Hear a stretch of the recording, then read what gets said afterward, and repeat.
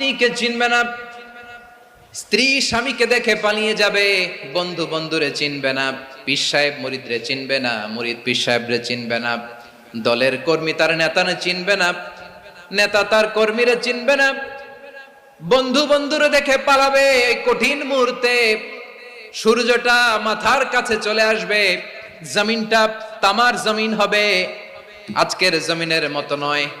মানুষ ঘর্মাক্ত, ক্লান্ত, শ্রান্ত মাথার মগজগুলো কানের ছিদ্র আর নাকের ছিদ্র দিয়ে বেয়ে বেয়ে পড়বে। বিশ্বনবী ফরমান, ময়দানে 7 শ্রেণীর ব্যক্তিকে রব্বুল আলামিন তার আরশের নিচে ছায়া দিবেন। তার মধ্যে প্রথম শ্রেণীর ব্যক্তি হলো ইমামুন আদিল। ইমামুন আদিল, ন্যায়পরায়ণ শাসক, যে ইনসাফের সাথে বিচার করে, যে জাস্টিস সমাজে সার্ভ করে, যে সুশাসন নিশ্চিত করে।